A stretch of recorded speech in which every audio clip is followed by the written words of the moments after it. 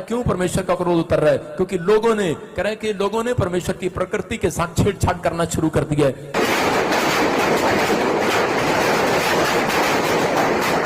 ऐसी ऐसी चीजें आपके सामने होंगी आने वाले फ्यूचर में कि समझ में नहीं आएगा। लेकिन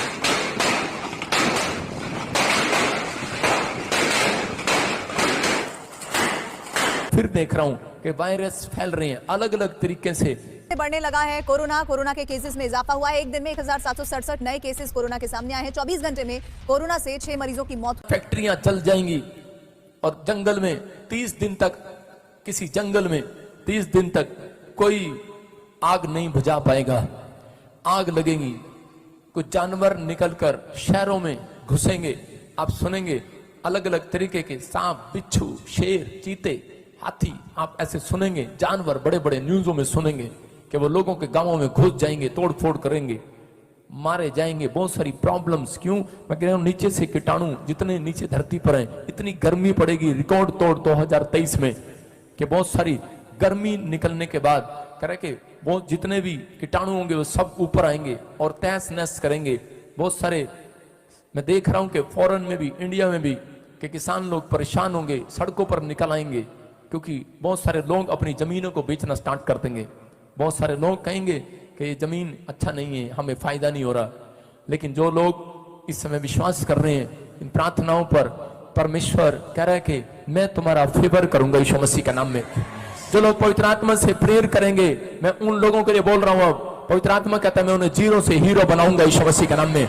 लेकिन याद रखना, कह रहा है कि 2023 में जब आप ऐसी आफत को सुनेंगे, आप कहते हैं कि ये हर बार हो जाता है, लेकिन नहीं, पवित्र आत्मा ने मुझे कहा ऐसा नहीं होगा। आत्मा कह रहा है, मैं इसी समय होली स्पिरिट से बात कर रहा हूं और पवित्र आत्मा ने मुझे कहा, कह रहा है क्यों परमेश्वर का क्रोध उतर रहा है? क्योंकि लोगों ने, कह रहा है कि लोगों ने परमेश्वर की प्रकृति के साथ छेड़छाड़ करना शुरू कर दिया है। और इसी समय कह रहे कि बहुत सारी प्रॉब्लम्स देखेंगे। आप देखेंगे आने वाले समय में कि साइंस ऐसी बात की खोज करेगी कि आपने देखा कि ट्यूब में कुछ रखने से बच्चा हो जाता है। अब ऐसा कुछ नहीं होगा, एक मशीन रखेंगे उसमें बच्चा अपने आप हो जाएगा। ऐसी साइंस ऐसी ऐसी चीजें निकाल रही हैं, ऐसी ऐसी बातें आपके सामने आपको सुनने को मिलेंगी। अबलबा शबलबा बलबा शबलबा बलबा शबलबा बलबा शबलबा। मैं फिर देख रहा हूं कि वायरस फैल रहे हैं अलग अलग तरीके से। कुछ डॉक्टर लोग इंजेक्शन बनाएंगे लगाने के लिए, ट्रीटमेंट करेंगे, लेकिन परमेश्वर का क्रोध होगा कुछ देशों में। वो कहेंगे हैज है, वो कहेंगे कोई प्लेग है, वो कहेंगे कोई वायरस है, लेकिन वो इंजेक्शन लगाएंगे, लेकिन लोग मर जाएंगे। आप सुनेंगे कि हजारों लोग इंजेक्शन के कारण मर जाएंगे। आपको न्यूज में सुनने मिलेगा कि वो डॉक्टर पर केस कर दो। कुछ ऐसी ऐसी चीजें आपके सामने होंगी आने वाले फ्यूचर में कि समझ में नहीं आएगा।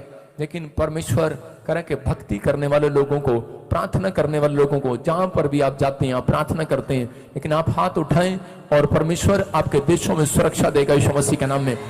इसी समय फिर से कहो हालेलुया हालेलुया हालेलुया। और आसपास की छतें उड़ गई, प्रॉब्लम्स आ गए, लेकिन इस बार ऐसा नहीं होगा। रिकॉर्ड तोड़ होगा जो बहुत भयानक होगा। इसलिए आपको यहां पर बुलाया गया 2023 में कि आप लोग प्रार्थना करें। आपके रिश्तेदार, आपके परिवार, आपके जन जो भी यहां पर रहते हैं, जो बाहर रहते हैं, मैं उनके लिए प्रार्थना करता हूं परमेश्वर उन्हें सुरक्षा दे यीशु मसीह के नाम में। परमेश्वर उनके ऊपर दया करे यीशु मसीह के नाम में। हर आशीष आपके ऊपर आए यीशु मसीह के नाम में। आप सुनेंगे 2 देश, एक लेडीज होगी, एक जेंट्स होगा, ऐसे कोई राजा होगा, प्रधानमंत्री होगा। 2 देश अपनी ताकत आजमाएंगे। आप सुनेंगे, हाथ मिलाएंगे और वो ताकतवर हो जाएंगे। वो कोई बड़ी बड़ी खोज करेंगे। परमेश्वर देख रहा है, मैं देख रहा हूं कैसे कोई 3 देश आपस में टकरा। ज़्यादा ज़रूरत होती है तो हम परमेश्वर के वचन के पास जाते हैं, उसकी आराधना करते हैं, उसकी स्तुति करते हैं। और जब वचन हमें अपने पास लेके आता है तो हम उसे नहीं देख पाते। इसी तरह वचन देखो, आप कहीं संकेत आपको इस तरह के मिलेंगे, कहीं तूफान आ रहा है, कहीं बाढ़ आ रही है, कहीं जलजला आ रहा है, कहीं भूकंप आ रहे हैं। आप इस चीज़ को अनदेखा ना करें, आप इस चीज़ को अनदेखा ना करें। ये एक ऐसा विषय है जो हमें अवेयरनेस की तरफ लेके आता है, वो हमारे परिवार के लिए, क्योंकि प्रभु ने अपने इकलौते पुत्र से प्रेम किया। उसी प्रकार हम भी हमारे पुत्र और पुत्री और हमारे माँ बाप से प्रेम करते हैं। क्यों करते हैं? क्योंकि वो रीति उसने सिखाई है। और हम उसके लिए कुछ भी करने को तैयार हो जाते हैं। उसी प्रकार परमेश्वर भी अपने एक पुत्र के वादे के लिए सब कुछ कर सकता है। आप जान के अनजान ना बने, आप अनदेखा करते हैं मेरे भाई बहनों। कोई आपसे मांगता है तो आप नहीं देते हो, कोई आपको पुकारता है तो आप नहीं जाते हो। आप क्यों ऐसा जीवन जी रहे हो? जबकि परमेश्वर के सिग्नल यही है कि जो परेशानियाँ आती है उसके पीछे परमेश्वर खड़े होते हैं। पर जो परेशानियों को देख के परमेश्वर को भूल जाता है, परमेश्वर भी उससे भूल जाता है। मेरे भाई बहनों, आज हम बहुत से भाई उन दुख उठा रहे हैं जो शरीर की पीड़ाओं में हैं, पारिवारिक पीड़ाओं में, कर्जों में हैं, जो आज एहसान तले दबे हुए हैं, जो बोझ तले दबे हुए हैं, जो आज हिम्मत नहीं जुटा पा रहे, जो आज अपने परिवार को नहीं चला पा रहे। ये सब बातें प्रकृति के रूप में हमें सिग्नल देती है, जो परमेश्वर के वचन के द्वारा हमें, जिस तरह से एक पुलिस वाला आराधना करता है, जिस तरह से एक पार्लियामेंट के अंदर चीख चीख कर एक स्वाभिमान के लेकर, एक संविधान को लेकर, एक न्याय को लेकर परमेश्वर की जीविता का प्रमाण देता है।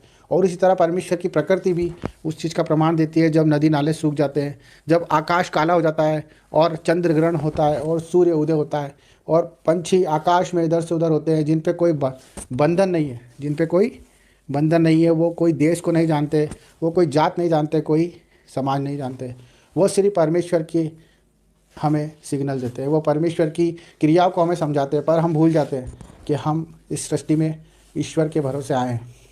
हम परमेश्वर के रूप में, उसके समानता के तरह हम इस सृष्टि में आए हैं। हम जिस दिन अपनी फ़िक्र करना छोड़ देंगे, जिस दिन हम दूसरों की फ़िक्र करना शुरू कर देंगे, उस दिन आपको परमेश्वर की हर एक बात सुनाई भी देगी और दिखाई भी देगी। हमें अपने दर्दों को, अपने दुखों को आज अपने जीवन से निकाल के फेंकना है।